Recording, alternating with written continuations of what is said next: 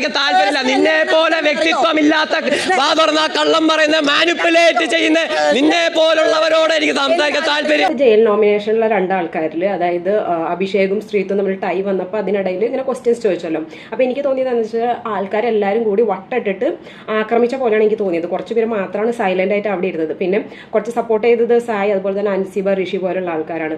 അഭിഷേക് നന്നായി പ്രതികരിച്ചു. എനിക്ക് ഭയങ്കരമായിട്ട് ഇഷ്ടമായി. എന്ന് വെച്ചാൽ ഒരിടയ്ക്ക് പോലും ഒരു റിപ്ലൈ ഒന്നും തരാതെ തീരെ ഇങ്ങനെ ഡൗൺ ആയിട്ടിരുന്നില്ലേ. എല്ലാ ക്വസ്റ്റ്യനും വ്യക്തവും കൃത്യമായിട്ട് റിപ്ലൈ കൊടുത്തിരുന്നു. എനിക്ക് തോന്നുന്നത് അഭിഷേക് കുറച്ച് കയറി പോകുമോ എന്ന് വീട്ടുകാർക്ക് തന്നെ, അതായത് സിജോയ്ക്കും അതുപോലെ തന്നെ ജാസ്മിൻ അതുപോലെ തന്നെ അപ്സരയ്ക്കൊക്കെ ഒരു ടെൻഷൻ ഉണ്ടെന്ന് തോന്നുന്നു. അതാണ് ഇത്രയ്ക്കും അറ്റാക്ക് വരാൻ ചാൻസ് വന്നത്.